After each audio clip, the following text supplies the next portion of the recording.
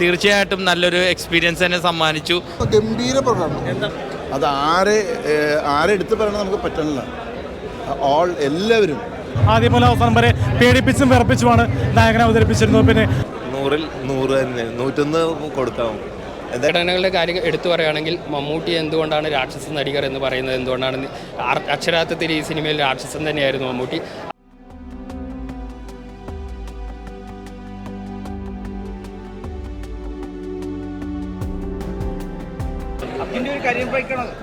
അത് ഞാനല്ലല്ലോ പറയണത്, കണ്ട പ്രേക്ഷകരല്ലേ പറയണത്, ഞാൻ തന്നെ എങ്ങനെ പറയാ.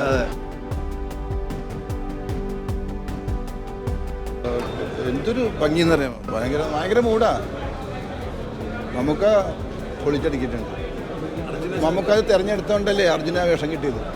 ഒരു ഗംഭീര അർജുൻ നന്നായി ചെയ്തിട്ടുണ്ട്. അർജുൻ, സിദ്ധാർത്ഥ്, അങ്ങനെ അവർ 3 പേരും പൊളിച്ച് നന്നായിട്ട് ചെയ്തിട്ടുണ്ട്. അത് പടം കണ്ടാൽ നമുക്ക് പറഞ്ഞ് വിശേഷിപ്പിക്കാൻ പറ്റില്ല. Art director, re recording, direction, dialogues super. എല്ലാം കൊണ്ടും ആ ബ്ലാക്ക് ആൻഡ് വൈറ്റിലൊരു ഭംഗി വേറെയാണ്. ഈ പടത്തിൽ അഭിനയിക്കാൻ പറ്റി, മമ്മൂക്ക പടം അഭിനയിക്കാൻ പറ്റി, രാഹുലേട്ടൻ വെറുതെ പൊളി ആയിട്ടുണ്ട്. ഞാൻ തീർച്ചയായിട്ടും അത് ഡയറക്ടർ നിന്ന് കണ്ട് ഞെട്ടിക്കൊണ്ടിരിക്കണായിരുന്നല്ലോ. ഞാൻ എല്ലാ ഇൻ്റർവ്യൂവിലും പറഞ്ഞായിരുന്നു, നമ്മൾ ഷൂട്ടിംഗ് സമയത്ത് തന്നെ വൻ മൂടായിരുന്നു. അത് കാണുമ്പോൾ മനസ്സിലാവുമല്ലോ. അങ്ങനെ സെക്കൻഡ് ഹാഫിൽ ലാസ്റ്റ് വന്ന കാര്യങ്ങളും പരിപാടികളൊക്കെ അത് കണ്ട് എക്സ്പീരിയൻസ് ചെയ്യേണ്ട ഒരു ഐറ്റം തന്നെയാണ്. അപ്പം നേരിട്ട് കണ്ട് അത് റിയലായിട്ട് CG ഇല്ലാണ്ട് ചെയ്ത ഐറ്റമാണ് ആ സാധനമൊക്കെ.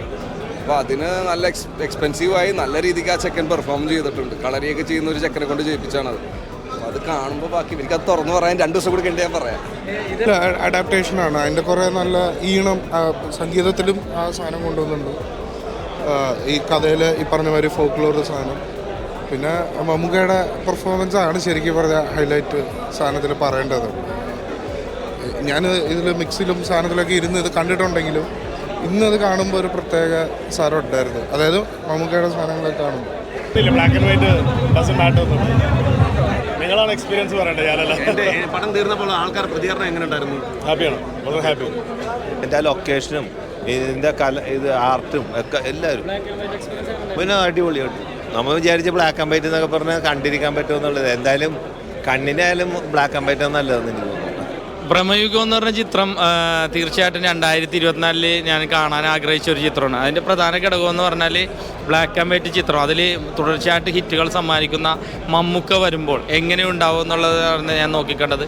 തീർച്ചയായിട്ടും എൻ്റെയും അതേപോലെ തന്നെ ഇവിടെ വന്നിരിക്കുന്നവരെ ആരെയും പ്രതീക്ഷ തെറ്റിയില്ലെന്ന് മാത്രമല്ല, നമ്മൾ ആഗ്രഹിച്ചതിനെക്കാട്ടി കൂടുതൽ കിട്ടി. സിദ്ധാർത്ഥ് ഭരതൻ, അതേപോലെ തന്നെ അർജുൻ അശോകൻ എന്നിവരുടെ പെർഫോമൻസും കൂടെ ചേർന്നപ്പോൾ ഈ ഒരു ചിത്രം നമ്മൾ എങ്ങനെയാണ് നോക്കിക്കണ്ട അതിൻ്റെ മേളിലേക്ക് തന്നെ പോയി.